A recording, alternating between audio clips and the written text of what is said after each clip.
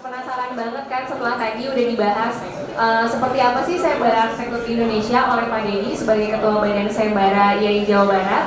Lalu juga kita udah sharing sama Mas Reza dari Urbane tentang buku sayembara. Nah sekarang kita pengen lihat nih dari bapak-bapak yang memenangkan sayembara terbaru itu sayembara kantor Bupati Sleman. Kepada Mas Rizky M. Supratman sebagai moderator saya persilakan.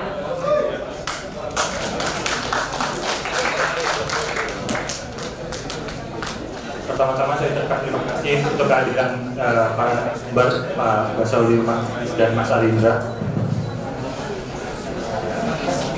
untuk berada di sini bersama kita semua berbagi ilmu pengalaman dan juga kesempatan dari sayembara yang pernah dikerjakan sebelumnya. Sesi kedua eksposisi ini sebagai kelanjutan dari diskusi eksposisi pertama tadi masih dalam tema sayembara. Dengan tujuan utama sebetulnya di eksposisi sesi kedua ini kita lebih ingin melihat perspektif-perspektif yang berbeda dari para pemenang sayembara, di mana notabene-nya di sini Pak Basauli dan Mas Ari itu udah, kalau saya lihat dari CV sih udah sangat sering ya ikut sayembara. Dan yang menarik juga sebagai narasumber di sini, saya harapkan nanti diskusinya itu apa yang disampaikan bisa dilihat tidak hanya sebagai arsitek yang berpraktisi dan mengikuti sayembara, tapi punya kacamata yang lebih luas, di mana kedua narasumber ini berpraktek arsitektur tidak hanya sebagai praktisi, katakanlah desainer atau arsitek, tapi juga ada kontribusi di bidang akademisi, ada menulis buku, gitu. Hal-hal seperti itu yang membuat saya malam ini kita semua sangat beruntung karena kita bisa mendapatkan mungkin pandangan atau pendapat-pendapat tentang arsitektur itu tidak hanya dari satu sisi.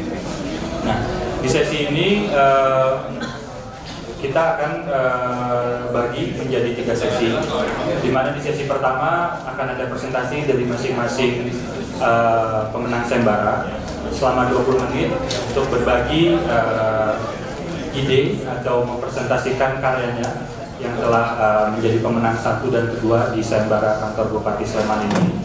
Nanti di sesi 2 kita akan berbicara untuk melihat perspektif yang tadi saya bilang berbeda itu dari 3 tema. Nah, tema itu nanti kita diskusikan dengan study case 2 proposal sayembara yang diajukan oleh Pak Basauli baik dari Mas Indra. Nah, nanti di sesi ketiga kita akan punya kesempatan untuk Q&A dari rekan-rekan semua terkait diskusi yang kita angkat malam ini tentang sayembara. Jadi pertama-tama saya akan undang dahulu Pak Basauli Marlubis dan Mas Ari untuk bergabung dengan saya di panggung. Mohon tepuk tangannya.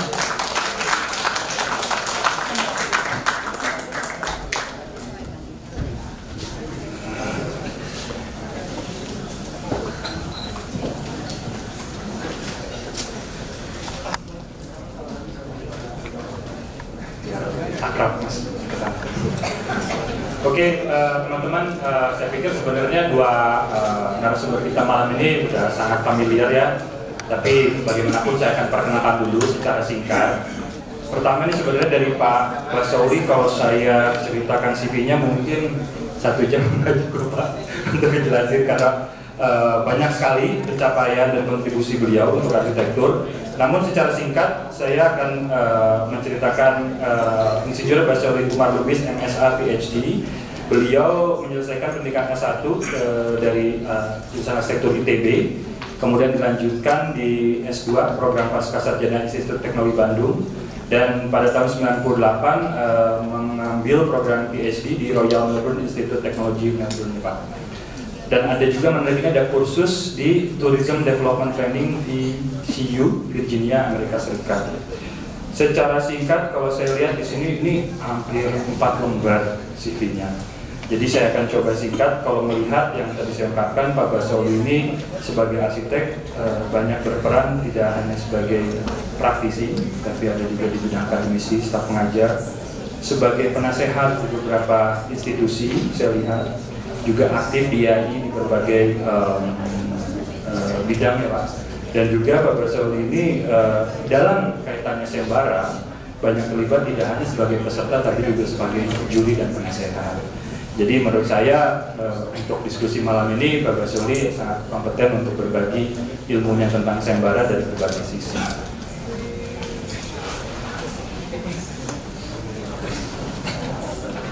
Untuk narasumber kita yang kedua, Mas Ari Indra. Mas Ari Indra ini kuliah S1 di Brawijaya Malang ya Mas. Lulus 95. Iya,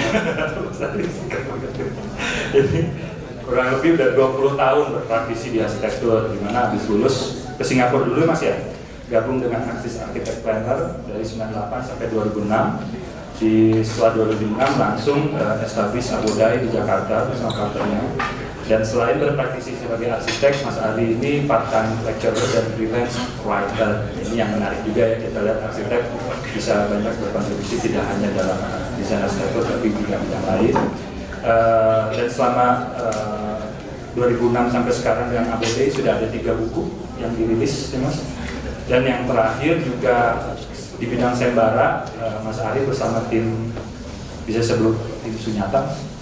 Tim Sunyata itu memenangkan kompetisi ya tahun kemarin, 2 tahun yang lalu ya, setahun yang lalu untuk menjadi kurator dari Indonesian Pavilion Biennale yang ke-16 di Indonesia. Ini juga mungkin dalam bidang arsitektur ini juga dalam diskusi kita tentang sayembara arsitektur ini juga bisa kita korek-korek untuk sharing apa sih sayembara. Ya. Teman-teman sekalian, sebelum kita masuk ke sesi pertama, di mana itu presentasi dari Pak Basuli dan dilanjutkan oleh Mas Ari, ini ada sedikit mungkin guideline untuk diskusi kita pada malam ini, sesi kedua. Dalam presentasi ini kurang lebih adalah cover dari KAK sayembara di kantor Bupati Sleman. Kenapa saya menceritakan ini dulu? Ini kurang lebih yang saya harapkan menjadi fokus diskusi kita pada sesi kedua ini, di mana nanti isu-isu yang kita angkat ini bisa dibahas lebih detail dari 2 perspektif narasumber kita. Ini adalah cover sayembara dari kantor Bupati Sleman. Next slide-nya please. Nah di sini ini ada beberapa hal yang kurang lebih saya garis bawahi. Agenda dari sayembara ini adalah untuk menemukan ide arsitektur yang memiliki kaidah arsitektural yang memadukan modern dan klasik, budaya, norma, kokoh, ramah lingkungan.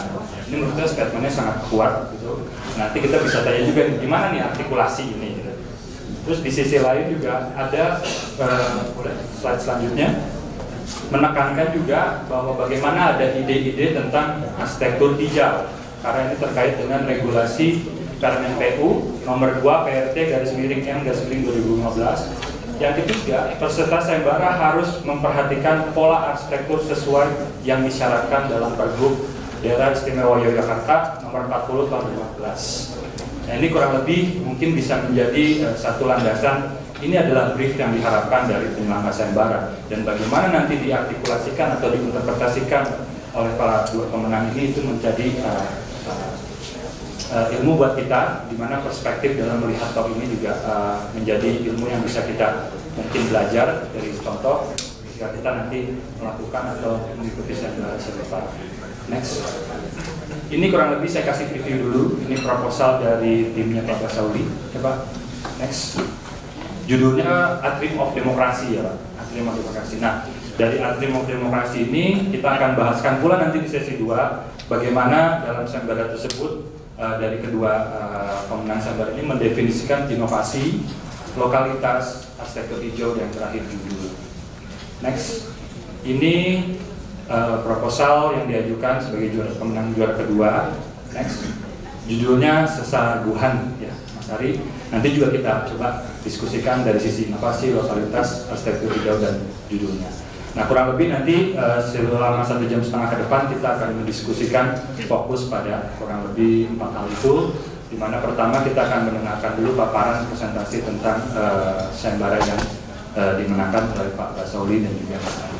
Jadi selanjutnya untuk sesi pertama saya persilakan Pak Basuli untuk kurang lebih 20 menit mempresentasikan proposal sayembara sebagai juara 1.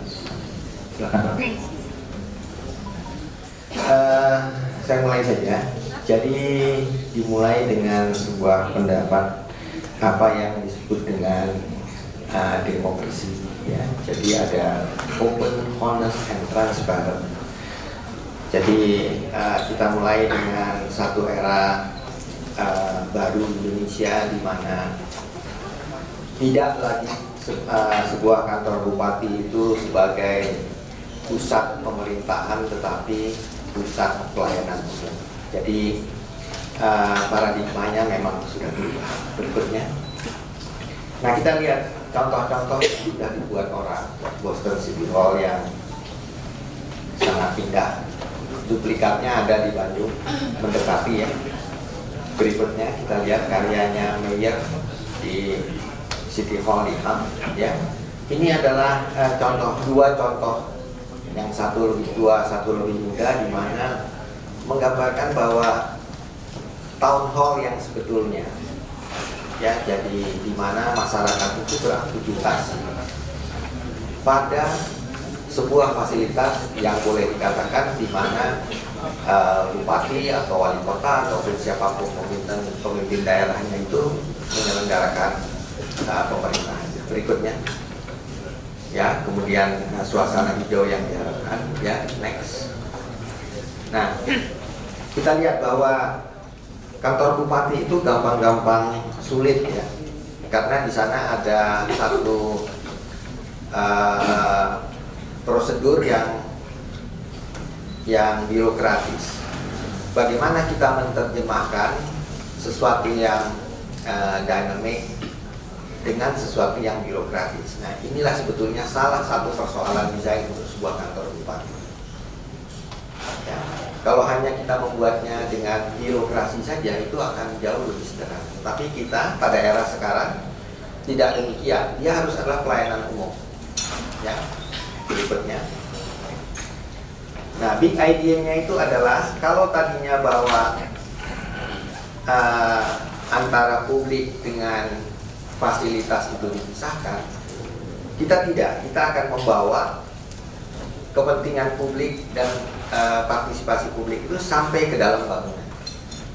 Jadi bukan sebagai penonton, tetapi sebagai pemain daripada kegiatan yang berikutnya. Itu ide dasarnya. Berikutnya, nah kita lihat di mana mereka bisa berperan, ya, yaitu ketika kita mengajak mereka masuk sampai dengan inti daripada bangunan itu.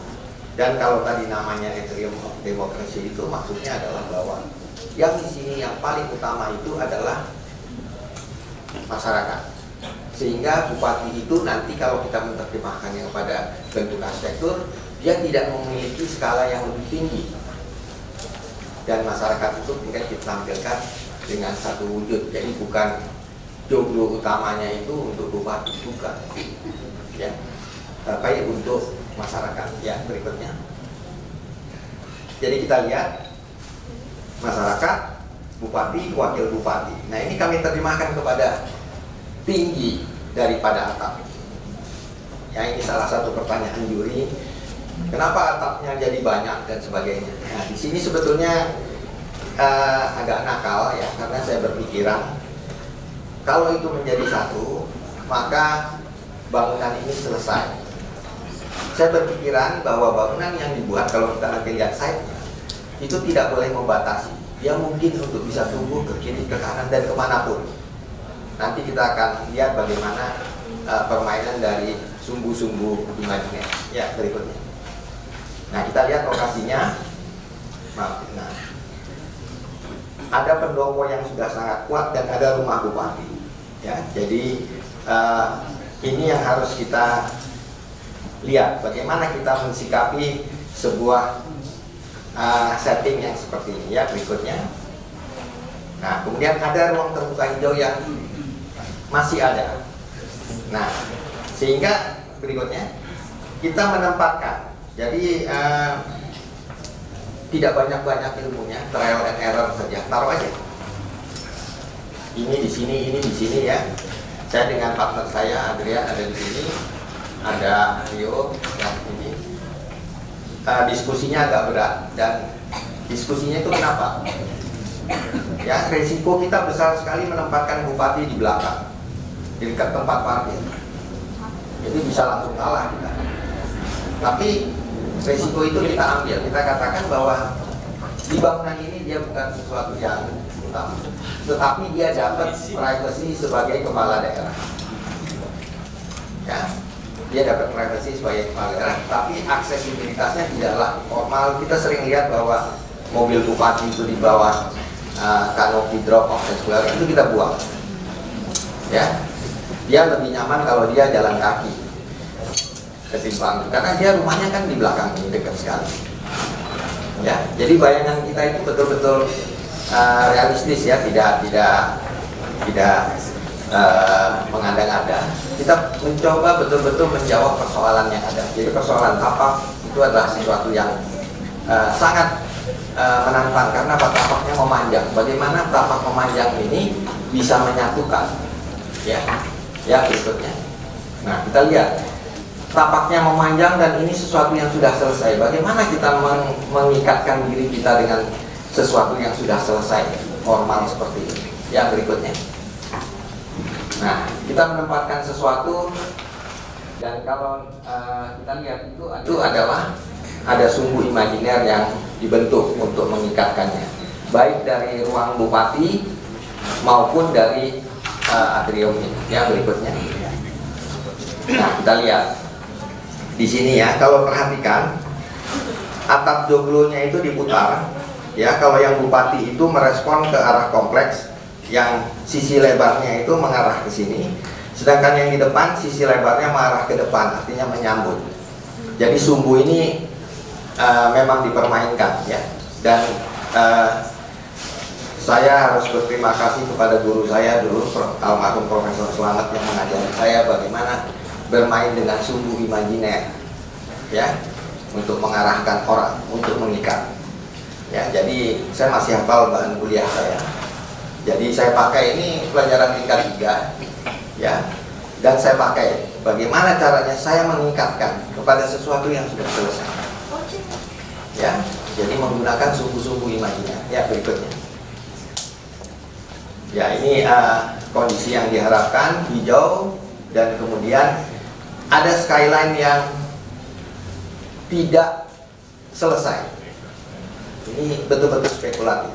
Yaitu kenapa? Saya berpikiran side sebelah kirinya itu kemungkinan akan dia beli juga.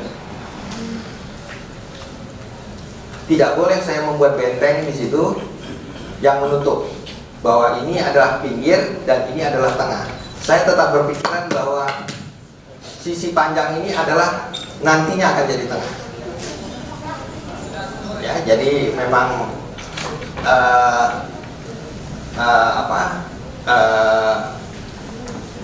satu dugaan yang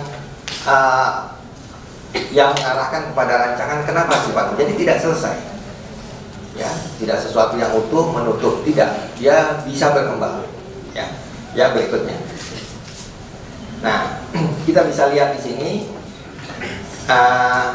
skyline yang ingin dibentuk. Ya, jadi tidak monoton, tidak ada yang utama adalah yang atrium. Ya, berikutnya. Ya, formal, kemudian coba diikat dengan sesuatu yang sudah selesai, ya, terus. Nah, kita bisa lihat di sini. Ya. Kami berusaha keras sekali mengendalikan skyline-nya. Jadi, kalau ditanya ketika di penjurian juga ditanya, kenapa tingginya segitu? Ya, 2 kali ditanya, dan saya katakan yang enak saya lihat. Jadi gambar yang pertama tadi itu adalah gambar yang saya berikan kepada tim saya. Sudutnya di sini ambil yang enak dilihat, itulah tingginya. Tidak ada rumusan apa-apa. Yang enak dilihat, karena itu adalah skala pejalan kaki yang nantinya bangunan ini akan dinikmati orang. Jadi itu suatu sikap, ya. Nah, jadi ini gambar ini kenapa tingginya segini ini adalah supaya enak dilihat. Ya, jadi tawar-tawaran dengan ini, Pak Oli ini terlalu pendek ini. Ya, tidak bisa hanya boleh segini, saya bilang. Ini harus. Jadi kita lihat yang enak. Jadi tidak ada, karena apa? Ruangan kita itu kebetulan tuntutannya itu tidak terlalu tinggi ya. Jadi ada persyaratan tertentu. Jadi kita masih bisa bermain dengan range ketinggian floor to floor-nya itu sekitar 4 meteran, masih enak. Ya kalau lebih 4,5 atau 5 meter itu tidak akan terganggu. Ya. Berikutnya, ya jadi kita lihat ini terus, ya semua yang dijaga adalah skala. Ya, berikutnya. Tapi intinya apa? Kamu tahu alasan kenapa kamu buat. Itu aja. Tahu alasan yang sebenarnya kenapa dibuat. Ya kita mendesain bukan ngarang. Jadi kenapa selalu saya bisa jawab. Kenapa kalau ditanyakan seperti ini saya bisa jawab. Ya, saya punya reasoning yang kuat alasan. Ya berikutnya.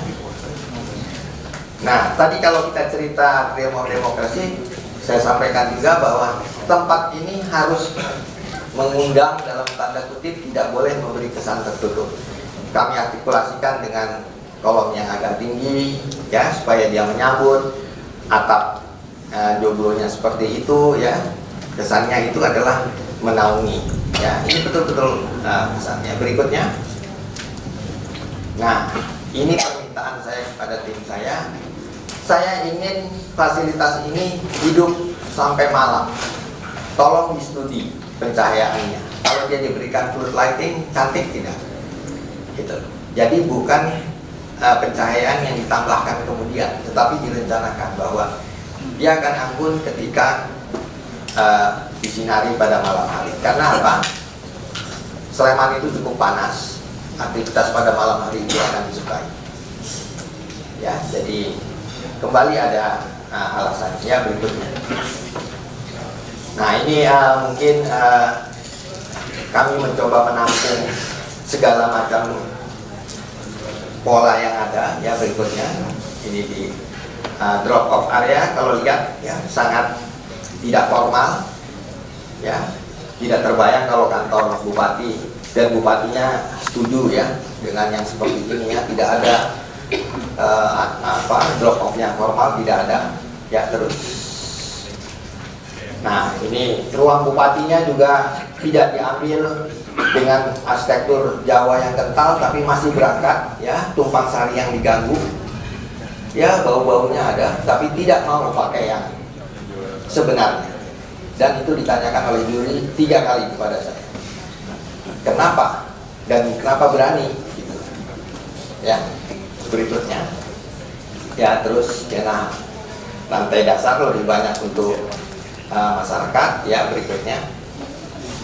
Ya ini adalah atrium. Nah atrium ini niatnya adalah ketika orang datang ke kabupaten, maka tempat ini adalah tempat untuk mereka, Pak Bupati bisa menceritakan kelebihan dan potensinya. Diajak naik ke atas, sampai di paling atas dia akan melihat sebuah identitas, yaitu Gunung Merapi. Ya. Jadi sambil jalan dia ceritakan, oh ini Sleman ini begini-begini, PDB-nya begini, masyarakatnya begini, terus jalannya bawa tamunya sampai paling atas, nanti dia lihat Gunung Merapi. Jadi mimpi kami sebetulnya seperti itu.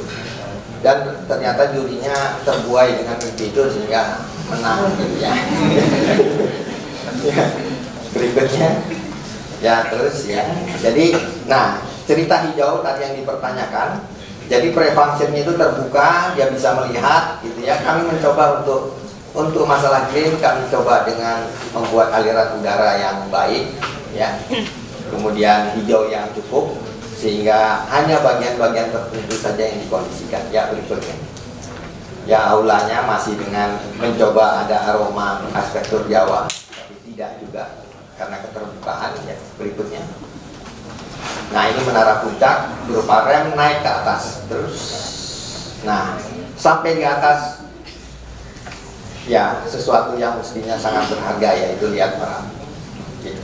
Ya berikutnya. Nah ini adalah green buildingnya. Jadi udara panas yang dibawa ke atas itu harus bisa dikeluarkan. Jadi cerobong-cerobong udara yang dibawa, kenapa dia dibuka? Sehingga angin akan mendorong dan dia udara panas itu bisa naik ke atas. Prinsipnya sederhana sekali. Ya berikutnya. Ya, jadi kami menggunakan blooper horizontal yang bisa mengalirkan udara. Ya, jadi lihat ini ada detailnya. Dicoba untuk buat ya berikut. Ya berikutnya. Nah, ya. Nah, inilah mimpi kami ketika dia malam hari dia akan mendapatkan satu keindahan baru di kota. Ya, jadi tidak sesuatu yang gelap yang ini, tapi dia adalah atraksi. Saya kira itu mungkin yang bisa kami sharing, dan ya kita berharap punya satu pemikiran barulah tentang kantor pelayanan umum yang berupa kantor bupati. Saya kira demikian. Assalamualaikum warahmatullahi wabarakatuh. Baik teman-teman, saya pikir tadi presentasi yang sangat menarik ya, banyak poin-poin yang mungkin tidak terlihat bila kita tidak mendengarkan penjelasannya. Jadi terima kasih Pak Basauli. Kita untuk selanjutnya kita lanjutkan ke Mas Ari untuk presentasi seri kedua. Tepuk tangannya. Terima kasih.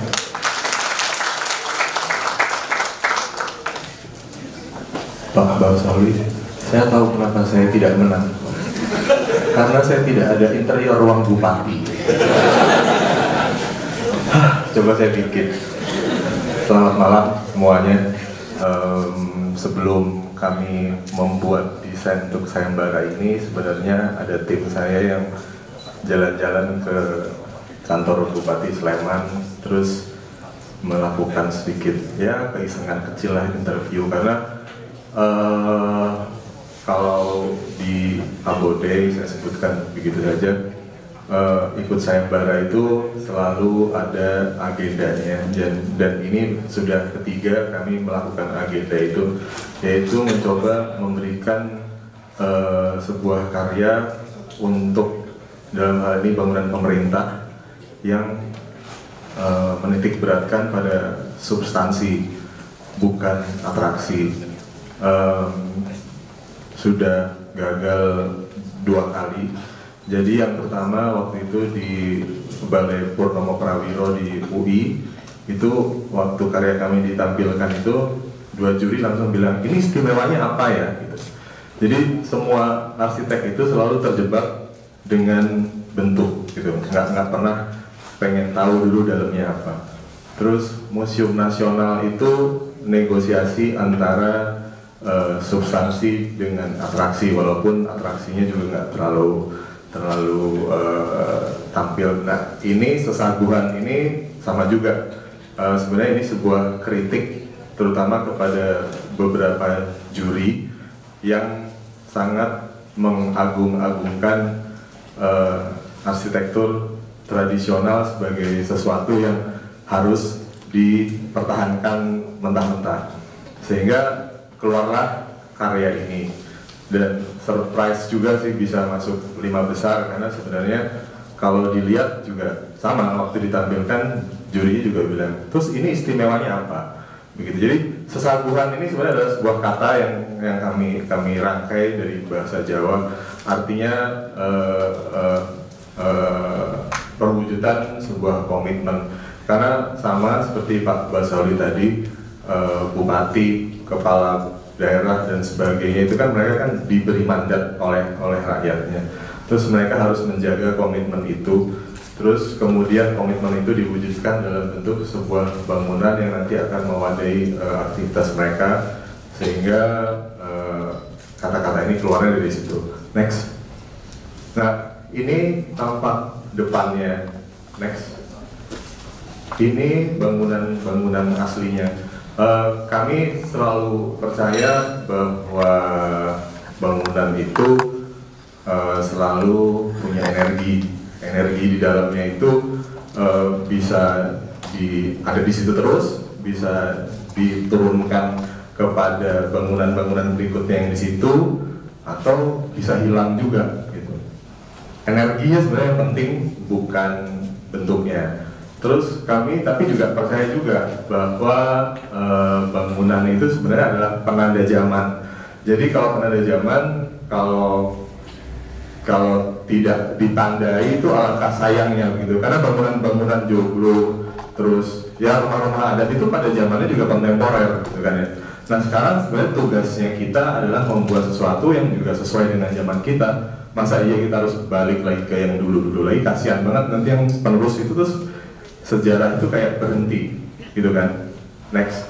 Jadi singkat saja sebenarnya akhirnya jadinya itu seperti ini. Ini sebenarnya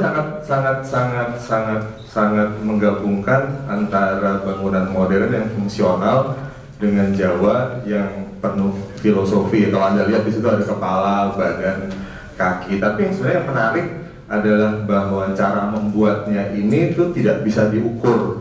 Tidak bisa diukurnya kenapa? Karena kalau spirit rumah Jawa itu ya, rumah Jawa itu tidak ada dua rumah yang benar-benar sama.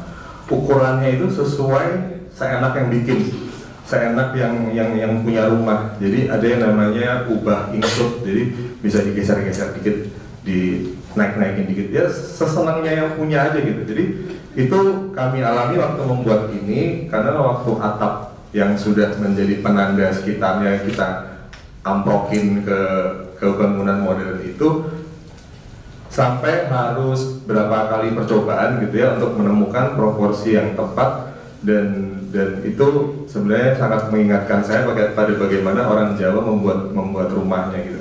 Semua digeser dikit, nggak enak. Sama sih kayak Pak Basori tadi, kalau itu ngeliat perspektif sama jadi digeser terus ditambahin terus ada bayangan bagus nih dan sebagainya.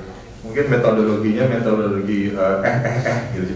Bagus Jadi jadinya tuh seperti ini. Next.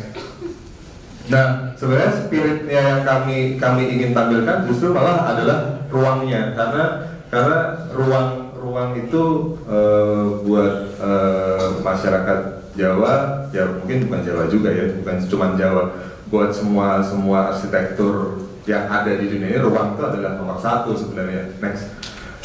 Nah sehingga sebenarnya kalau Anda perhatikan, mungkin di sini nggak ada. Jadi kalau boardnya finalis itu ada 5 finalisnya, 4 finalis.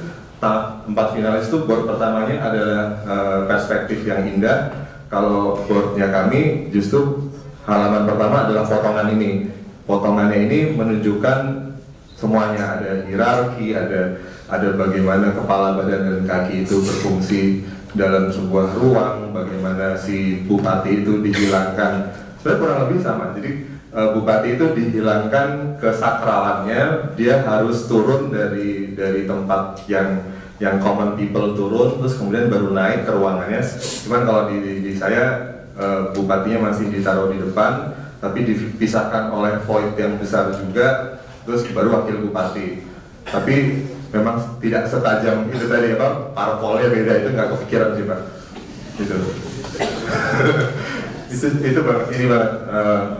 Buat next kantor bupati saya akan pikirkan terus. Next. Ini bentuk-bentuk next, bentuk-bentuk yang kita akrabi di sana. Idenya adalah bahwa bangunan baru itu tidak harus serta-merta baru, tapi yang lama juga tidak serta-merta kemudian ditinggalkan. Jadi bagaimana sebenarnya mengamalgamit dua benda itu menjadi satu yang baru. Kami itu kepengennya bangunan itu nanti kalau udah berdiri orang berpikir kayak ini udah lama ya bangunan ini, udah ada di sini udah dari dulu gitu. Tapi enggak, ini baru, baru seperti itulah kurang lebih idenya. Next. Nah ini bangunan modern, kemudian ada atap tradisional yang tadi kita ngok gitu, jadi supaya rusak proporsinya. Next. Ada kepala, badan, kaki. Ini bagaimana modern yang fungsional dengan tradisional, yang nilai itu tadi dikompromikan di sini. Next. Nah ini pembagian ruangnya aja, bisa langsung next aja. Nah ini bagaimana ada 4 lantai, kemudian setiap ruangan itu saling terhubung begitu, atas ke bawah semuanya terhubung, sehingga puncaknya ada di atas, itu adalah ruang rapat bupati, karena ya sebenarnya ini simbolik sih bagaimana sebenarnya mandat itu bertemu, dibicarakan di atas. Next. Nah ini dari depan, kemudian Kalau di pendidikan yang di bagian depan juga banyak balkon keluar. Pertama memang Sleman itu kan panas sekali ya, panas, dan saya selalu suka bahwa bangunan Jawa itu selalu ada extension yang namanya veranda, dan verandanya kadang-kadang sangat ekstrim gitu, sehingga pada saat ada cerlang dan bayangan seperti itu memberikan skala bangunannya menjadi lebih bersahaja. Kalau orang Jawa itu walaupun orangnya tinggi gitu ya, dia pasti kayak munduk. Kurang lebih seperti itulah bagaimana bangunan ini dibuat supaya dia tampil bersahaja dengan trik-trik seperti bayangan, kemudian ada kolom-kolom, misalnya mereplika kolom di joglo di depannya. Dan satu lagi sebenarnya adalah supaya simbolisnya rakyat bisa melihat siapa yang memimpinnya, pemimpin juga bisa melihat siapa rakyatnya. Jadi mereka bisa ada di balkon, terus karena di depan itu memang kami buat sengaja ada plaza rakyat di situ. Next. Nah ini potongan konsep besarnya. Next. Ini denahnya. Kalau denahnya sangat pragmatis sekali bagaimana semua ruangan itu, karena memang ukurannya 13 kali 63 meter gitu ya, memanjang ke belakang, tricky tapi juga menarik, dan itu kemudian membuat kami sebenarnya mengusulkan kalau nanti kurang besar dan sebagainya, sebenarnya bisa di-extend ke belakang di atas area parkirnya. Jadi kalau karya ini, kalau bedanya dengan Pak Basuli tadi, Pak Basuli letaknya bersebelahan dengan bangunan yang lama. Kalau kami itu sengaja justru kami tarik ke depan, nanti kelihatan di set plan-nya, kami tarik ke depan supaya yang bagian drop off yang tengah itu malah satu garis dengan si drop off yang ada di joglo. Idenya supaya orang aksialnya jalan kakinya justru di situ, terus yang depan itu nongol ke depan begitu, karena dia harus punya artikulasi terhadap plaza rakyat yang memang akan terbuka 24 jam. Next. Ya ini ada skema-skema tentang berapa persen sirkulasi, kemudian ruang guru dan sebagainya. Next lagi. Nah ini juga menunjukkan bahwa setiap ruangan itu sebenarnya dibuat sedemikian cairnya, bahkan penduduk rakyat itu dia bisa naik ke atas. Terus itu ada musola. Nah musola ini justru kami letakkan di bersebelahan dengan plaza rakyat, bersebelahan dengan drop off gitu ya, karena ya waktu itu kepengen aja gitu supaya musolanya ada di depan, supaya orang kalau habis demo mereka mau sholat, jadi bangunannya itu benar-benar kepake gitu. Cuman setelah mau presentasi, terus malamnya cari tahu bupatinya siapa, bupatinya orang P3, wah cocok, berarti musolanya harus di depan gitu kan. Kalau saya cuma segitu pak dikit gitu risetnya kan. Next. Nah ini menunjukkan semua pinggiran-pinggiran itu sebenarnya adalah balkon-balkon yang dikelilingi atap, kemudian ada bukaan kaca kecil, itu sebenarnya adalah ruang sidang paripurna di atas, di depannya. Next.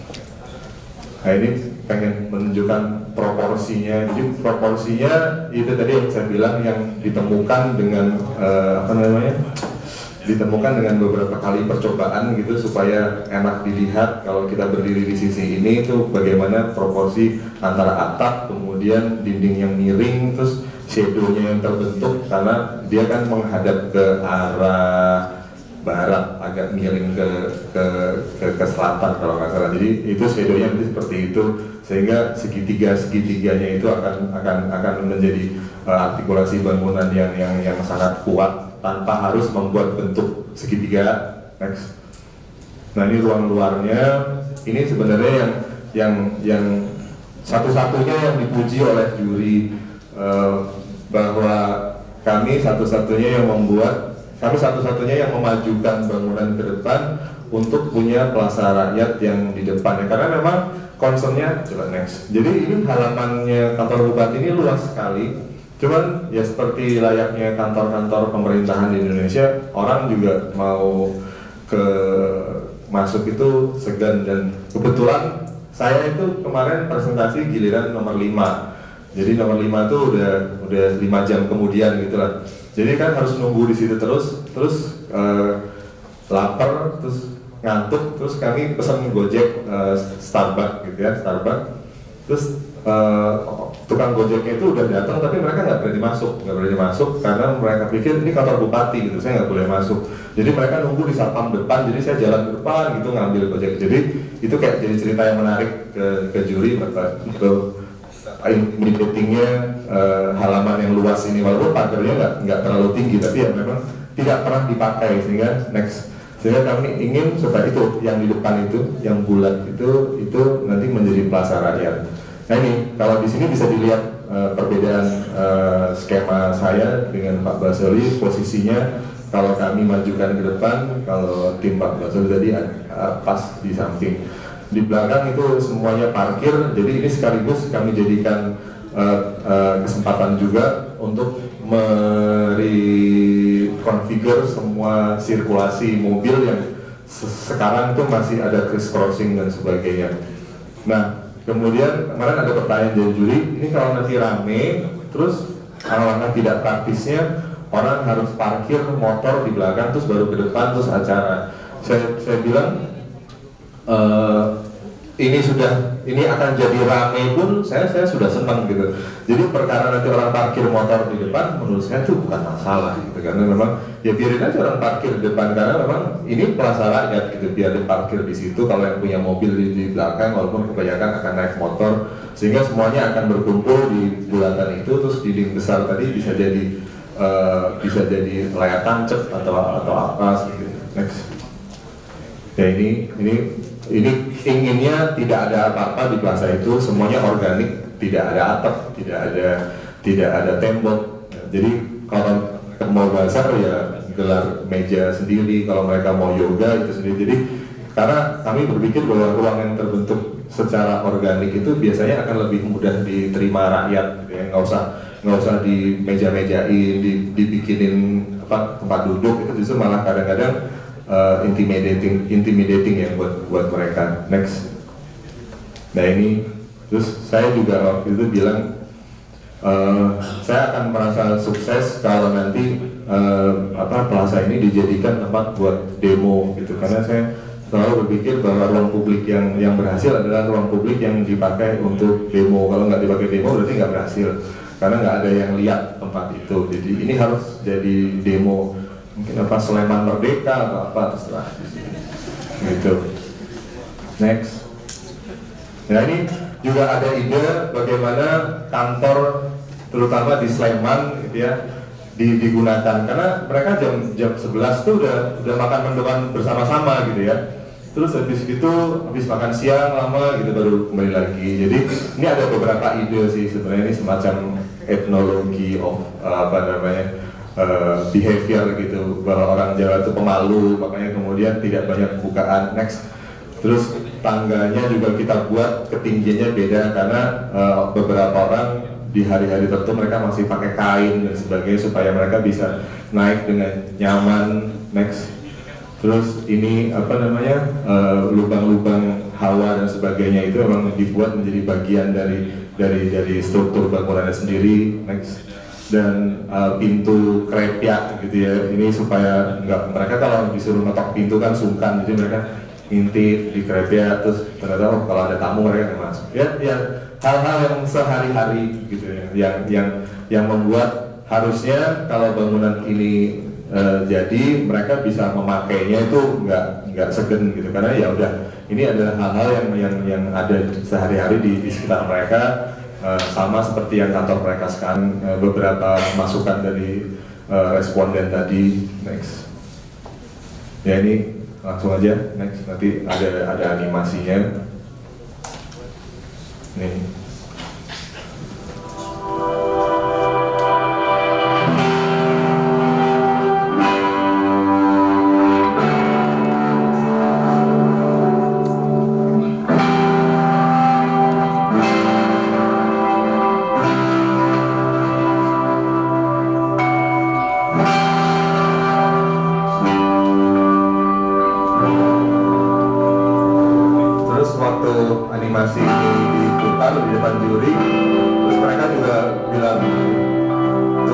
kadang-kadang bangunannya kelihatan udah lama di situ, terus nggak kelihatan baru, mereka bilang begitu.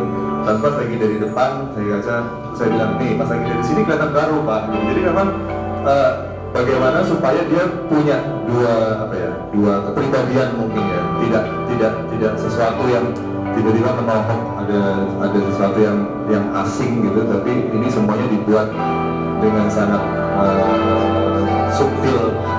Tapi ya susahnya itu, menjadi subtil itu jadi tidak mudah dimengerti kali ya, karena yang tersurat memang jadi lebih mudah dimengerti daripada yang tersirat gitu, jadi curhat.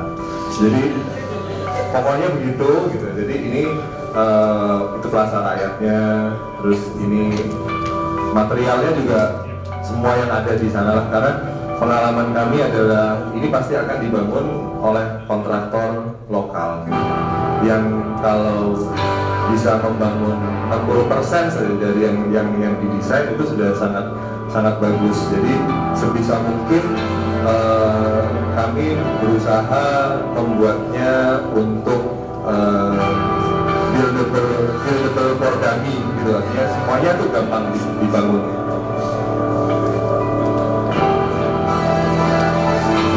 Ya, betul.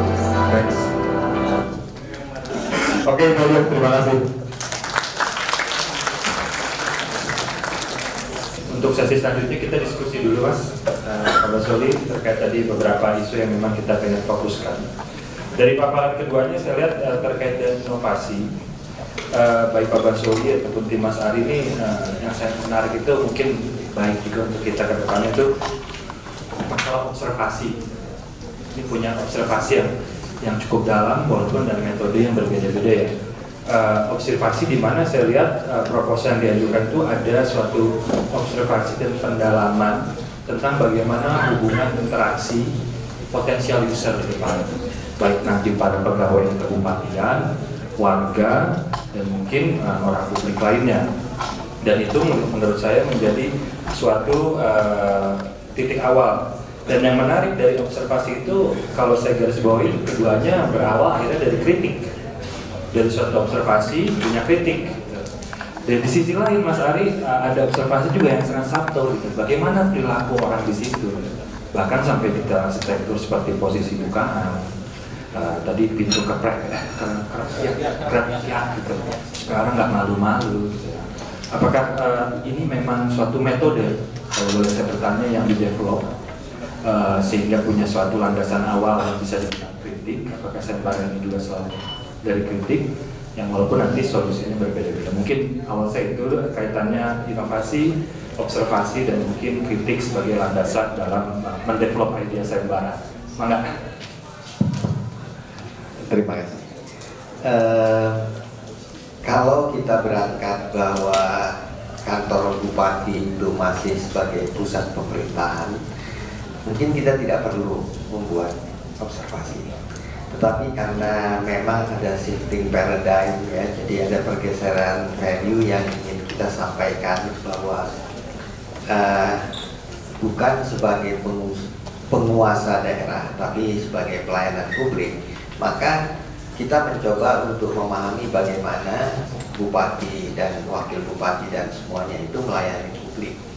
Nah, sehingga hal-hal tersebutlah sebetulnya yang dalam tanda kutip kita membuat beberapa, ya kalau dikatakan observasi mungkin hanya slightly ya, hanya tipis sekali, tapi kita mendapat bahwa ini harus, karena apa? Ini akan mengarah kepada keputusan terutama yang sifatnya hierarki ya.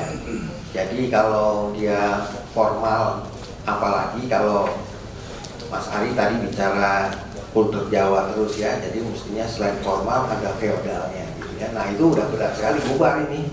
Bisa jadi pasti nggak akan diterima, dua-duanya nggak akan diterima ya. Tetapi syukur alhamdulillah jurinya dan Pak Bupati sama sekali tidak interupsi ya, jadi memang full diberikan kepada juri itu mau menerima ya, karena ya saya katakan terus terang bahwa saya gembira karena ada pemerintah daerah yang memberi kesempatan ya untuk membuat sebuah fasilitas kantor bupati yang tidak lagi ya.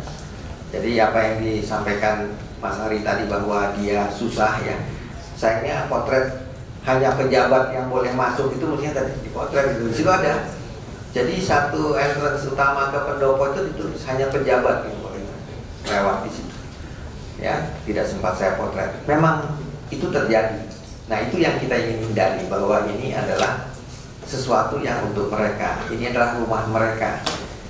Nah, tetapi dalam pelayanan kepada publiknya dia harus tetap menjaga ya. Jadi itu yang jadi persoalannya adalah kaitannya dengan hierarki yang sangat tadinya kuat, itu yang akan kita ganggu, bahwa bupati itu dekat dengan masyarakat ya. Saya kira itu dari saya.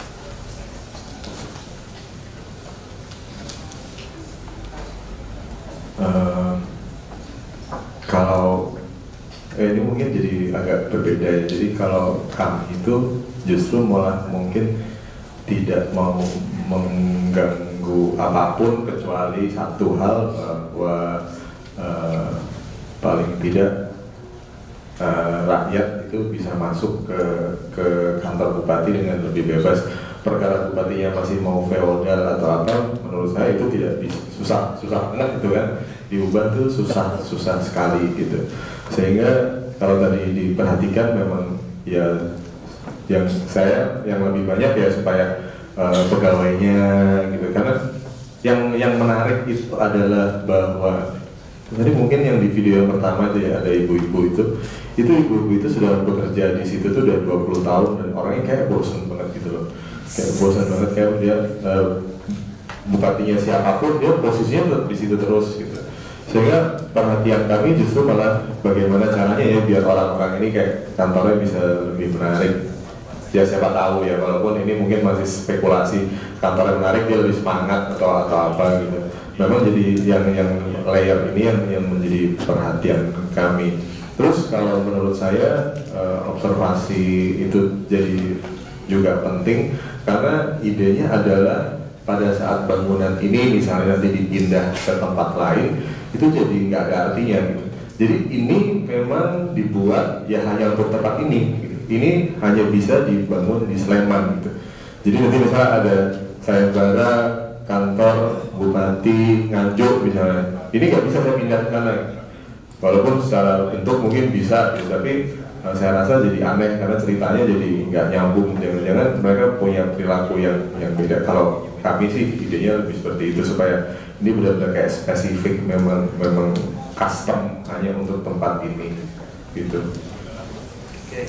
Saya pikir menarik sekali ya, karena bisa dibilang kalau saya bilang tadi walau metode berbeda, landasan berpikirnya hampir sama. Mencari argumen bagaimana titik masuk dalam proses perencanaan, salah satu dan observasi.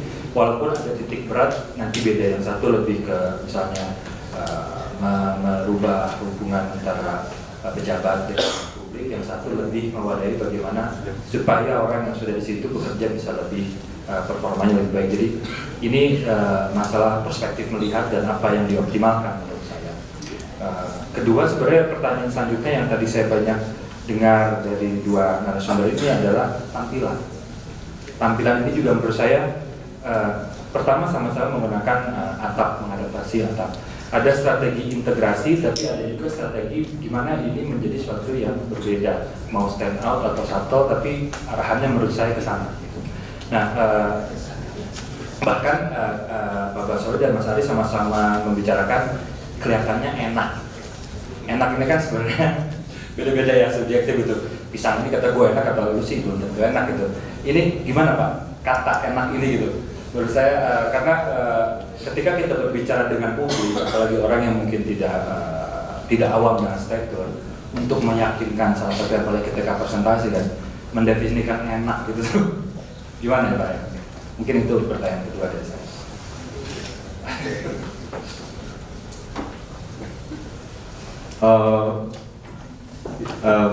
Memang benar ya. Jadi tadi ada beberapa foto yang menampilkan tampilan bangunan existing gitu ya. Terus sempat dikomentari sama Pak Eko Prawoto, beliau bilang menarik sekali ya, itu dicomot sana, comot sini, comot situ, tiba-tiba bisa jadi bangunan baru. Ya memang sesederhana itu sih, memang kelihatannya sesederhana itu gitu, karena saya pikir ya ide besarnya tadi supaya benda ini itu kayak seolah-olah lahir dari mereka juga gitu loh, nggak boleh terlalu mungkin proporsinya harus sama, kemudian kemiringan atapnya juga saya buat sama. Jadi sebenarnya strategi ini sudah dicoba beberapa kali, yang terutama terlihat mungkin di Museum Nasional itu kita bicara tentang proporsi. Jadi proporsinya memang mengikuti bangunan kanan kirinya yang sedemikian rupa supaya yang di tengah itu menjadi yang paling muda, tapi dia berada di antara dua orang itu kayaknya udah lama banget ada di situ gitu. Ya walaupun implementasinya mungkin karena teknologi konstruksi dan sebagainya jadi agak sedikit miss sedikit, tapi ini sama sebenarnya. Kenapa kemudian bentuknya mengadaptasi hal-hal yang ada di situ dan sebagainya, karena memang saya tidak mau justru indera matanya jadi di penjara, itu biar aja gitu, sama aja semua, kalau perlu itu direplika tapi juga dalamnya baru. Sebenarnya itu maunya supaya jebakan mata dan material itu diminimkan gitu. Kalau terkait dengan enak ini memang subjektif, tapi kontrol kami itu adalah pada skyline ya. Jadi sebelum itu ada terlihat skyline. Nah dari situ kita coba untuk membuat sebuah skyline baru yang tidak berbeda. Jadi tinggi naik turun, jadi tidak sesuatu yang datar. Mungkin dalam hal ini saya sangat berbeda ya. Jadi kita akan buat seperti skyline yang lama, dia ada naik turun, dan ini juga ada naik turun. Nah itu, tetapi tetap kembali ada satu keinginan untuk menggambarkan bahwa masyarakat itu, rakyat itu adalah yang paling utama, sehingga ada yang tinggi, bupati berikutnya, wakil bupati lebih rendah sedikit gitu. Nah pada tim saya katakan saya minta sudutnya dari sini dibuat. Nah udah, tadi yang bahasa yang enak, pokoknya enak dilihat dari sini, sudah tingginya adalah itu, silahkan digarap bagaimana caranya yang lain silahkan, tapi sudutnya dari sini. Karena saya berharap bahwa itulah memang sudut terbaik untuk melihat kompleks ini gitu. Jadi saya kira memang kalau di sekolah kita bicara proporsi ya, jadi proporsi, komposisi ya, solid void dan semuanya, dan ini kita bawa dengan bahasa batin kita yang enak saja gitu loh ya, kelihatan enak gitu ya. Nah kemudian baru dibuat terukurnya ya, kalau sekian ini bagaimana ya, jadi karena dia tetap harus fungsional. Saya kira tidak ada yang istimewa ya untuk itu, dan itu lebih menggaransi, tidak dengan bahasa-bahasa yang mungkin hanya kita arsitek yang kenal. Kalau dia dalam bentuk skyline dan sebagainya, orang awam pun akan dengan mudah mencernanya ya. Kalau bangunan kita terlalu pintar kan hanya kita dan pengamat arsitektur saja yang bisa membahas ya. Kalau ini kan siapapun bisa gitu ya. Nah itu yang karena ini berangkat dari keinginan untuk agar bangunan ini ya masyarakat tidak canggung untuk mau dekat dengannya. Saya kira itu. Baik, terima kasih Pak Sari.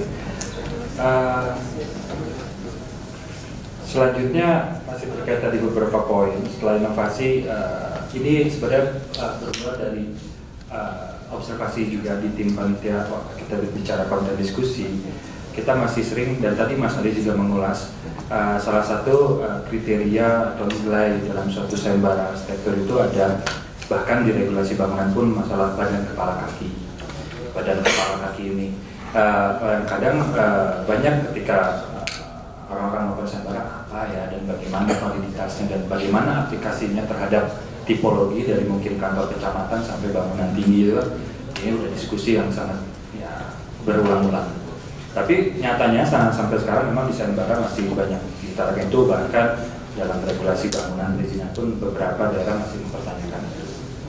Nah di sini tadi sebetulnya ini saya pengen kaitkan juga, apakah ini menjadi suatu value atau suatu hal yang memang kita percaya di arsitektur kita, apakah di lokalitas kita misalnya, hal yang memang menjadi nilai utama gitu. Di sini saya mungkin juga melihat tadi dari dalam kaitannya lokalitas, selain satu isu kaki badan kepala, ada perbedaan strategi juga Pak Mas Ali gitu ya. Di yang mungkin dari pembacaan saya di Pak Sauli proposal tadi, ya ketika kita punya tower itu lah, di situ display, menurut saya di situ display nilai lokalitas dari Sleman gitu. Ketika display itu tidak unsur lokalitas itu bukan hanya menjadi dekoratif, tapi menjadi suatu hal yang bisa berguna untuk display bagi pengunjung atau orang baru atau siapapun yang pengen melihat Sleman. Sedangkan di sisi Mas Ari saya lihat tadi ada dengan argumen interview di observasi awal, lokalitas material, kalau saya bicara lokalitas material itu dimunculkan sebagai mood image, tidak ditampilkan sebagai satu ornamen, tapi subtle dalam memang palet finish bangunannya. Saya mungkin di sisi sini tidak lebih mempertanyakan, tapi mungkin lebih ke komentar Pak Mas terkait isu yang tadi saya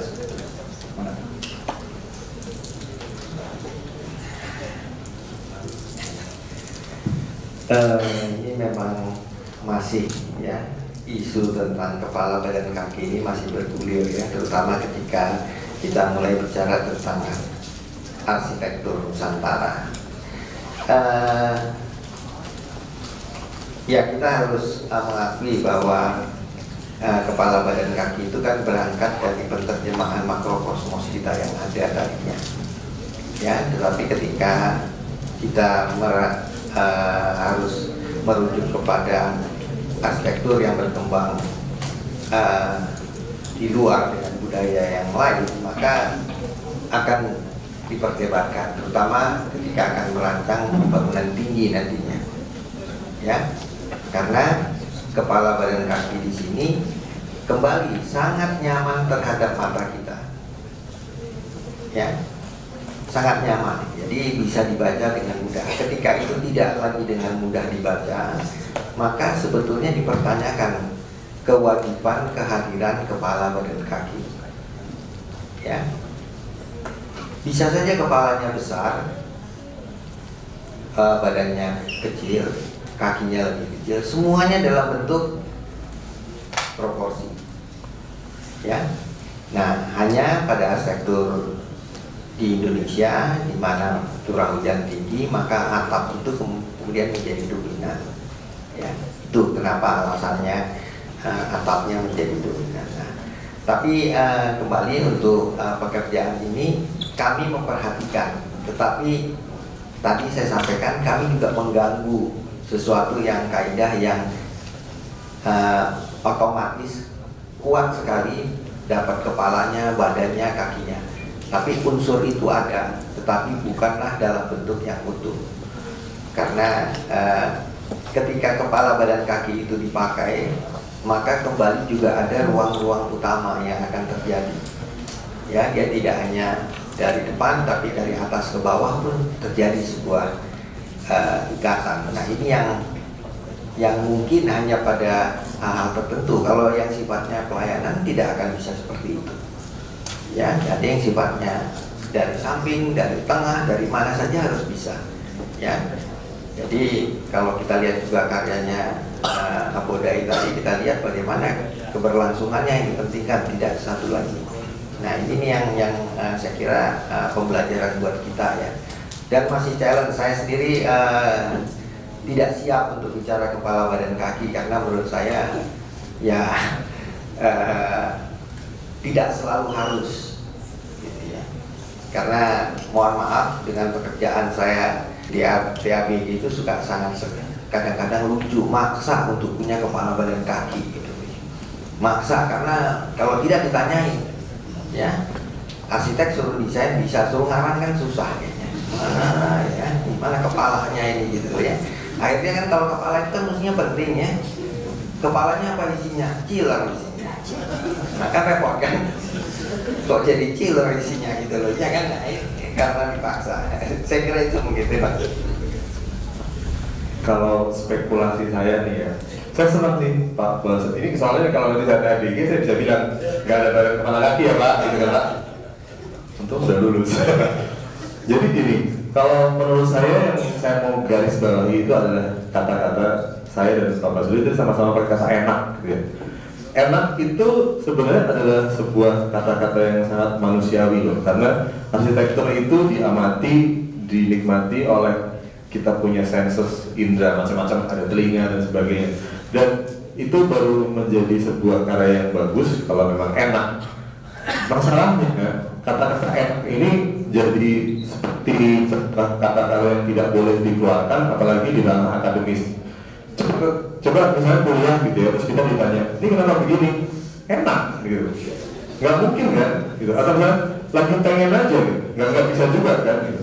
Sehingga dia jelaskan ke dalam pattern yang mungkin salah satunya biar gampang gitu ya, kepala, badan, kaki, itu kan cara-cara merasionalkan hal-hal yang sebenarnya kita rasakan, tapi kalau kita cuma bilang gitu doang kok nggak pantas, kurang lebih seperti itulah menurut saya.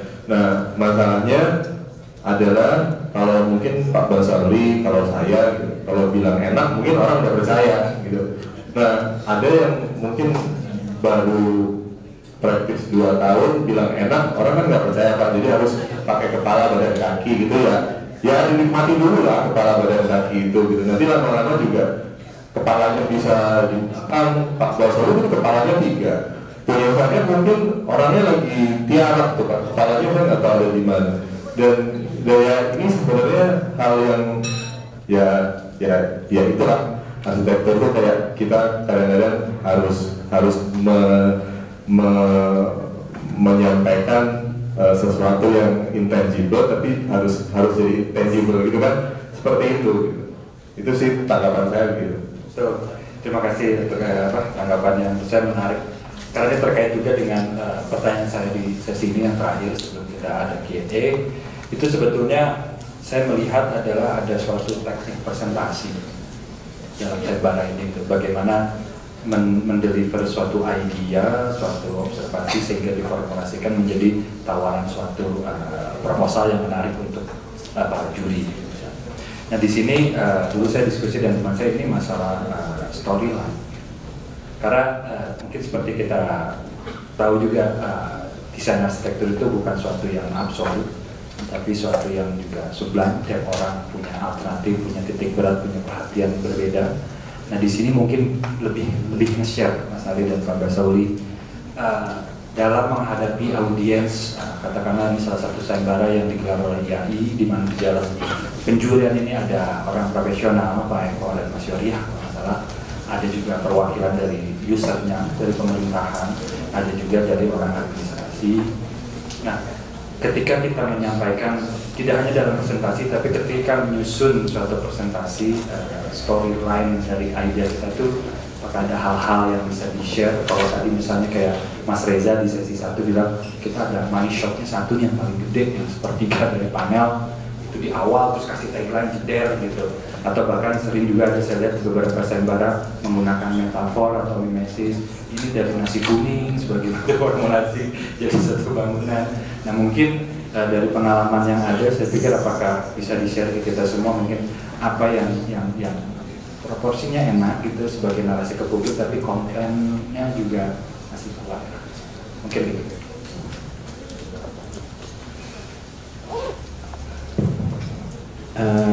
Tadi mungkin kalau dikaitkan dengan sesi pertama, jadi kita harus tahu persis juri kita itu siapa. Ya, kalau kita lihat bahwa jurinya ini serius, maka kita boleh bicara hal-hal yang sedikit filosofis, saya katakan sedikit saja, karena terlalu berat. Yang masih bisa langsung diturunkan kepada hal-hal yang sifatnya arsitektural. Jadi kalau dalam kasus kami, misalkan saya bicara demokrasi, nah apa terjemahan spasialnya? Bagaimana? Sirkulasinya seperti apa? Jadi kita bisa menurunkan sesuatu yang abstrak kepada sesuatu yang realistis, dan itu bahasa arsitektur, itu ruang. Nah, dalam hal untuk presentasi, saya kira kalau yang diambil dengan satu yang tadi dicontohkan yang menarik ya, saya kira apa yang disampaikan oleh Abu Day dengan gambar potongan itu sangat strategik menurut saya. Ya, sangat strategik. Tetapi mungkin jurinya kelasnya mesti lebih tinggi lagi jurinya kelasnya. Baru dia bicara yang seperti ini. Kalau jurinya masih ini, jangan terlalu inilah ya. Saya punya gambar itu dan saya simpan di tengah. Karena saya tahu, ya setelah ada pemanasan baru boleh sampai ke situ. Kalau itu dikasih betul, ya. Dan saya sampaikan ke tim saya, kalau bahasa saya itu gambar kunci. Kalau dalam bahasa saya gambar kunci itu saya simpan di tengah, gambar aksonometri saya tadi itu. Nah, itu kami berusaha untuk bisa menceritakan dengan satu gambar semua informasi itu bisa diselesaikan. Nah, seharusnya itu ditempatkan di depan. Tetapi sifat dari, mohon maaf, saya juga sangat sering jadi juri, pemanasannya itu harus cukup untuk ini. Kalau dikasih di depan dan mulai ada juri suka atau tidak suka, nah ini agak repot ini, bisa bias nantinya. Jadi biarkanlah mengikuti dulu, setelah itu baru kita sampaikan inti kita ini. Ya, baru kalau mau ada gambar cantik itu dan teknis itu ada di belakang. Kalau saya membuat storyline ya, itu seperti itu. Sedikit pemanasan. Ya, tadi pemanasan kami itu big ideas. Big ideas, rakyat paling tinggi, bupati nomor 2 ini, itu big ideas-nya. Bagaimana menerjemahkan itu kepada yang lain, ya. Jadi big ideas-nya itu yang bisa menjadi, kalau kita pakai bahasanya itu roh daripada keseluruhan desain kita tadi, ya. Jadi harus punya big ideas, karena itulah satu-satunya milik kita, arsitek ya. Yang lainnya itu dipengaruhi orang. Tapi kalau big ideas kan suka-suka kita. Kita mau dari mana, tinggal menang atau kalah kan nantinya gitu. Tapi itu adalah milik kita. Jangan tidak punya. Ya, jangan terlalu analytical. Ini harusnya begini, ini harusnya begini, tidak. Kita harus punya mau saya seperti ini. Cari pembenarannya sampai dia dimengerti orang. Gitu. Ya, harus punya. Itu yang membedakan kita dengan yang lain. Ya. Kalau guru saya kembali yang saya hormati mengatakan subjektif yang dapat dipertanggungjawabkan. Wah, bahasanya tinggi sekali. Ya, subjektif yang dapat dipertanggungjawabkan. Jadi itu yang membedakan kita dengan profesi lain, arsitek ini, gitu. Dan itu yang memang milik kita. Kita harus di sana. Karena kalau yang lainnya itu apa ya? Value-nya bisa ini diperdebatkan. Kalau yang punya kita kan tidak, tapi kita harus bisa menjelaskan kenapa beyond daripada apa yang kita buat. Saya kira itu.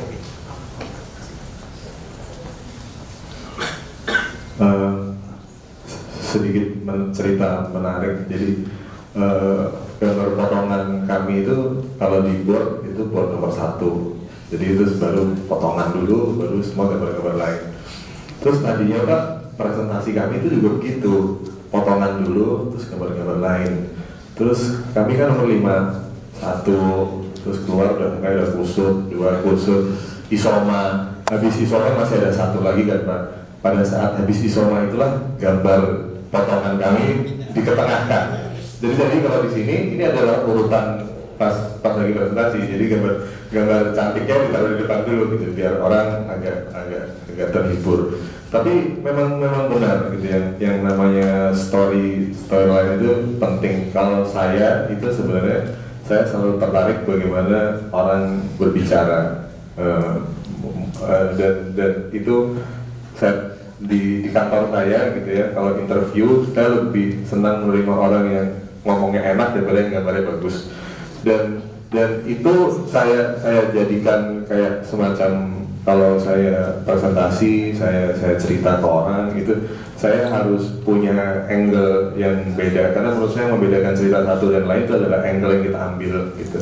Dan itu kadang-kadang ya ini saya praktekkan sih di presentasi sayembara ke klien dan sebagainya. Jadi tekniknya juga beda-beda gitu. Kalau yang jurinya seperti itu terus seperti begini.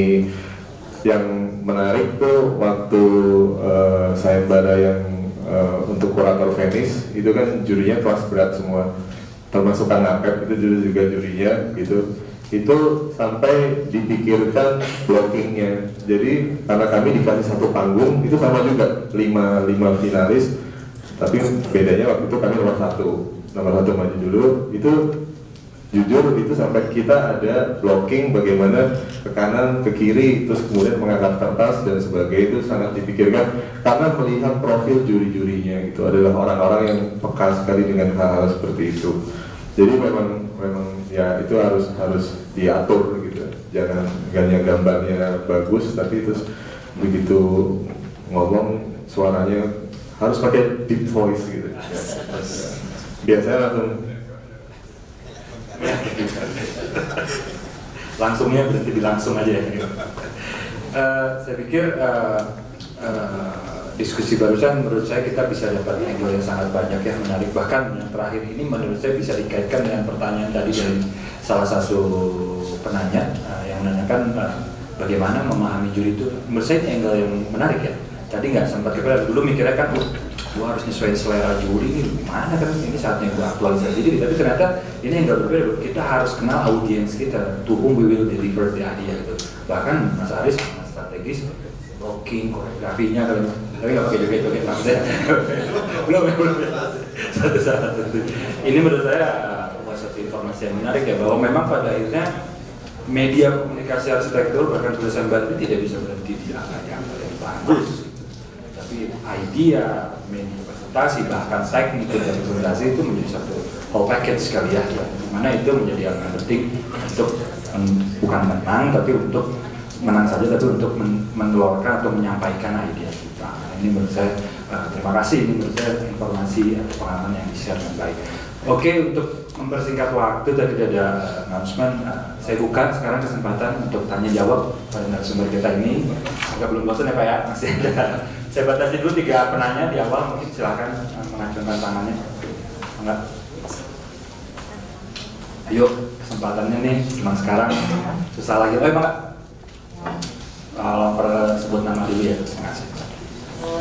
Nama saya Steven dari Unpar.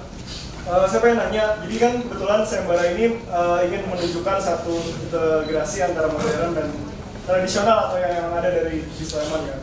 Dan untuk modern sendiri kan sebenarnya yang paling kental tuh dengan metode abstraksi. Dan dari karya dari Pak Sauli, Pak Ari tadi ada proses abstraksi itu. Nah sebenarnya gimana sih menerjemahkan proses abstraksi itu terhadap karya gitu? Di saat tadi lihat di punya Pak Sauli gitu, gimana ada dari atapnya. Ada yang mungkin memang tuh atap dari joglo, tapi ada atap yang kayak di tengah ada beda tuh, ada abstraksi lain gitu. Terus dari Pak Ari gimana modernnya itu bisa diabstraksiin dengan menarik dengan subtle itu, nah itu gimana sih? Boleh dijelasin nggak? Misalnya apa yang dipertahankan, apa yang harus dipertahankan, apa yang harus apa perlu dibuang, dan kenapa itu dibuang, kenapa dipertahankan? Sama mungkin Pak Ari tadi kan katanya mau munculin perspektif kantor bupati, kalau boleh tahu ntar pengennya kayak gimana sih? Dan katanya tadi kurang kantor bupati perspektif interiornya. Mungkin ditanya kira-kira ilustrasinya kayak apa? Masih Pak. Oke, saya coba rangkum dulu, berarti lebih kayak bagaimana strategi mengkombinasikan idea modern gitu dengan tradisional secara komposisinya, atau lebih ke situ ya dari dua narasumber ini. Sama proses abstraksinya Pak. Proses apa yang dipertahankan, apa yang dibuang dari unsur-unsur. Saya pikir kalau proses abstraksi mungkin agak panjang banget cerita kali ya, lebih kayak mungkin prioritas dalam mengkomposisikan dua dikotomi ini kali ya, yang teraplikasi di desain. Terus kedua, tambahan buat Mas Ali, kira-kira kayak apa sih Mas nanti kalau memang mau bikin interior desain buat kantor bupati? Mangga.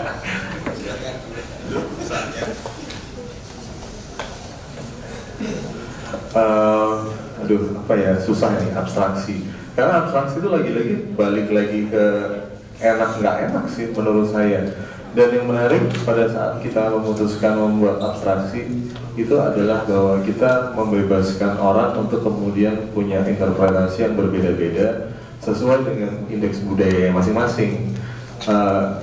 Itulah kenapa membuat abstraksi itu menjadi yang paling aman, tapi juga sekaligus jadi yang paling susah. Pada saat jurinya punya indeks budaya yang beda, malah nggak dapet. Tapi kemarin saya yakin sebenarnya saya berhadapan dengan orang-orang dengan indeks budaya yang sama dengan saya, sehingga mereka sih akan berpikir hal yang sama dengan yang saya pikirkan. Kalau mau dijelaskan bagaimana cara membuat abstraksi itu susah nih. Mungkin harus pakarnya yang kalau saya sih gampang ya, kayak tadi kan sudah saya tunjukkan beberapa fragmen bentuk-bentuk yang saya lihat di situ dan kemudian di dalamnya seperti apa. Gimana ya jelasinnya? Ya itu diaduk-aduk dijadiin satu gitu, jadinya kayak begitu gitu. Nggak tahu gimana, pokoknya kalau melihat yang existing sama melihat yang ini jadi kayak satu benang merah gitu loh. Susah jelasinnya. Ya semacam itu kurang lebih. Terus kalau ditanya nanti kantor bupatinya seperti apa, ya saya harus menang dulu dong baru saya bikinin kantor kerja bupati. Ya, kalau terkait dengan abstraksi, saya kira di sini yang berperan itu adalah desain approach ya, bagaimana kita membaca persoalan dan akan menyelesaikannya. Dalam kasus yang ini tadi kalau dikaitkan dengan bentuk ya, tadi sebetulnya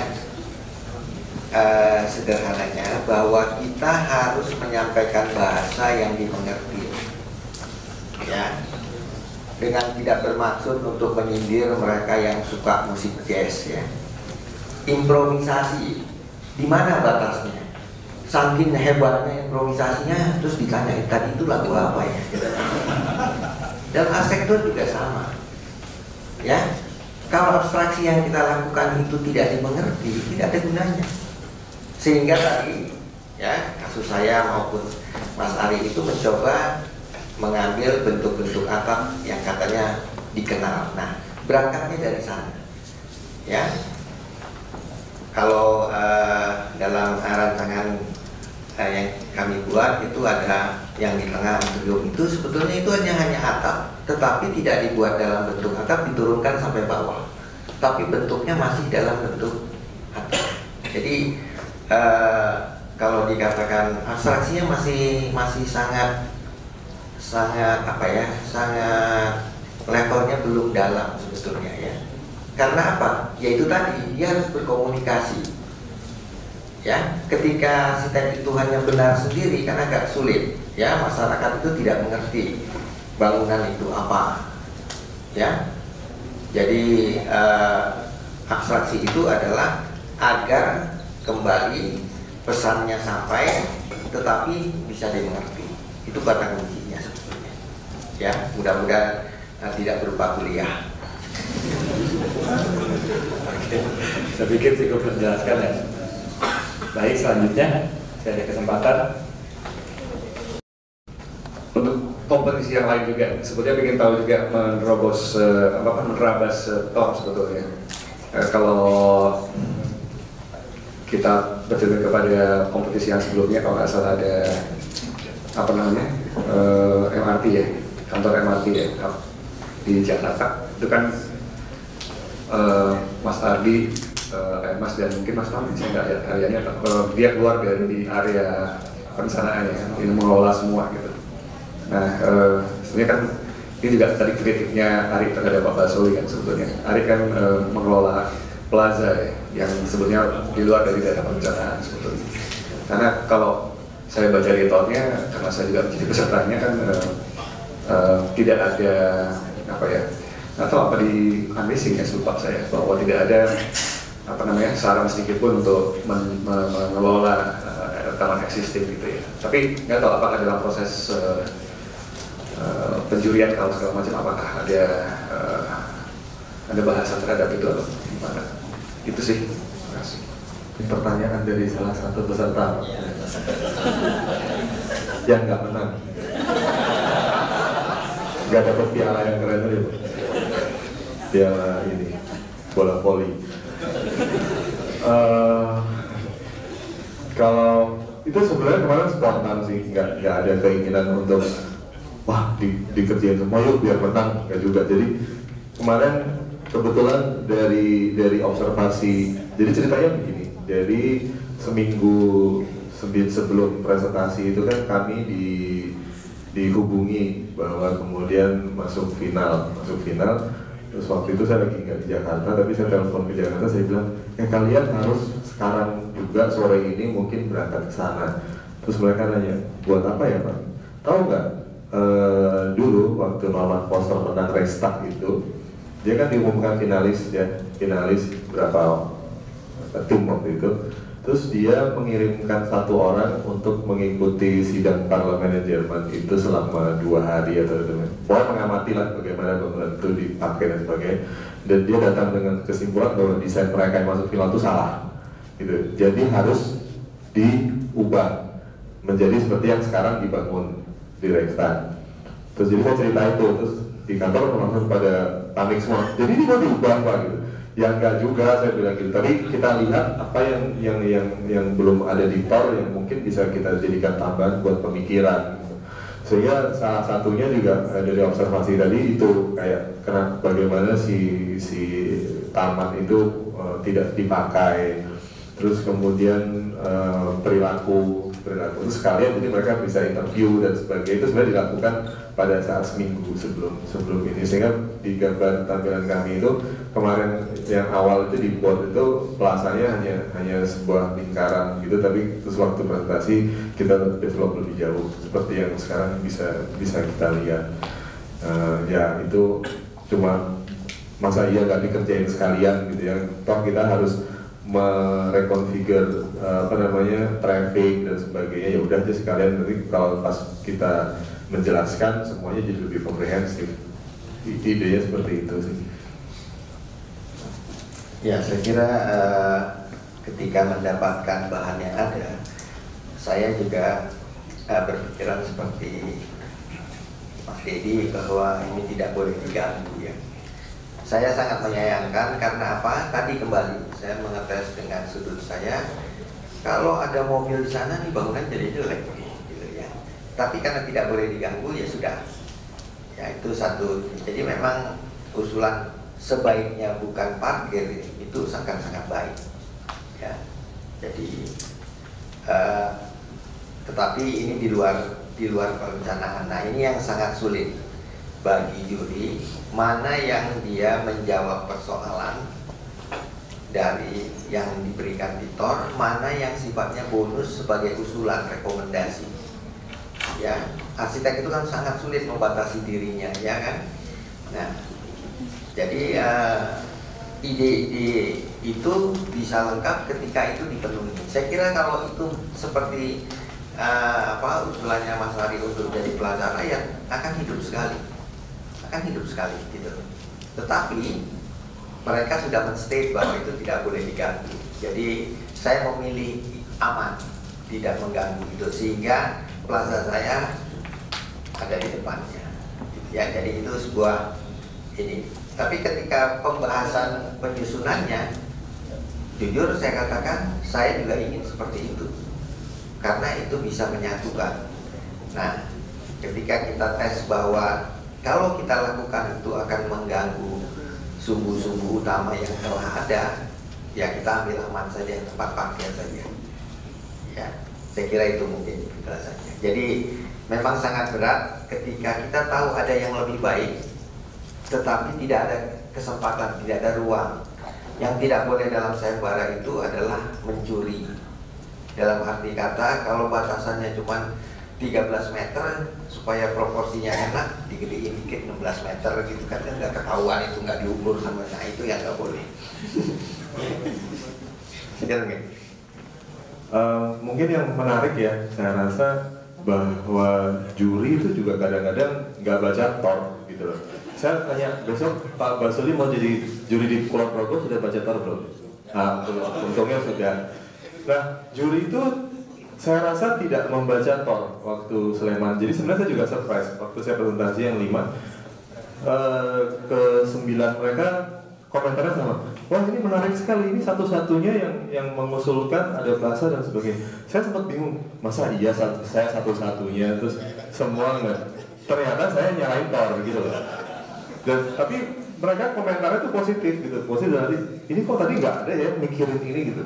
Nah makanya saya jadi berkesimpulan, ya mereka juga nggak baca Tor juga gitu. Ya jurinya aja nggak baca Tor, menurut saya saran saya nih ya, kalau mau ikut sayembara gitu ya Tor dibaca seperlunya aja lah gitu. Karena kalau enggak jadi nggak asik sebenarnya. Gitu sih. Terima kasih. Oke, udah dapat sinyal nih dari MC, kita harus selesaikan. Pertama-tama terima kasih pada para narasumber juga audiens. Sedikit penutup saja, berarti dari diskusi ini alhamdulillah menurut saya ada poin-poin yang memang kami dari panitia IAI ingin membicarakan beberapa hal terkait sayembara. Kita bisa mengambil ilmu dari situ, di mana yang saya garis bawahi ini menjadi awal yang baik menurut saya dalam sayembara. Tadi saya quote kembali Pak Basuli, sayembara ini bisa kita bilang subjektif itu bisa, tapi yang dipertanggungjawabkan. Menurut saya itu sangat menarik. Itu sangat luas ya, jadi tidak ada batasan sebetulnya. Yang paling penting kalau saya lihat tadi adalah bagaimana kita punya sikap terhadap sayembara itu dengan mengembangkan metode-metode tersendiri yang akhirnya ide kita bisa terkomunikasikan dengan baik pada para juri atau bahkan audiens pengguna ke depannya. Jadi saya tutup dengan kesimpulan seperti itu. Atas waktu perhatian saya ucapkan terima kasih kembali pada narasumber. Mohon tepuk tangannya dong. Sedikit di akhir kita mau ada closing speech dari siapa sih ketua pelaksana eksposisi yang hari ini, pada Yanuar Pratama, saya persilakan. Seperti tadi pembicaraan yang ngomong di depan, ini tuh kita hadir gara-gara kritis sebenarnya. Kenapa di Bandung, di Jawa Barat kita mau bikin acara tuh susah banget ya, ngumpulin orang-orang gitu ya. Kenapa ya, apa yang terjadi dengan kita semua gitu. Padahal sebenarnya Bandung dan Jawa Barat adalah penghasil arsitek-arsitek hebat se-Indonesia, sedunia mungkin ya. Iya kan. Dan terima kasih juga untuk para pembicara, saya dapat banyak statement-statement baru ya Pak ya, arsitektur yang enak, terus apalagi tadi apa ya, yang ganggu gitu ya. Menurut data yang saya kantongi sekarang ini ada 126 orang yang hadir ke sini. Ini artinya bahwa sebenarnya kalau dibilang arsitektur Jawa Barat lembek, enggak juga ya gitu. Artinya ini ada isu-isu yang menarik gitu ya. Terima kasih pada pembicara, para moderator yang menyampaikan isu-isu yang sangat menarik di sini. Di sini mungkin kalau lihat ke sebelah-sebelah gitu ya, ini ada yang keren-keren, ada MDMA, ada Xiao, ada OVSSA, sebelahannya sama Urbane, sama Abodai gitu ya. Ini kan sebenarnya momen-momen yang kalau menurut saya sih sebenarnya jarang ya momen-momen seperti ini. Makanya saya perwakilan dari pengurus IAI dan Badan Pendidikan dan Arsitektur Berkelanjutan ingin sebenarnya supaya semangat ini terus terjaga. Artinya kita jaga semangat ini supaya tetap guyup, supaya kompak, dan terima kasih sekali lagi sudah datang. Assalamualaikum warahmatullahi wabarakatuh.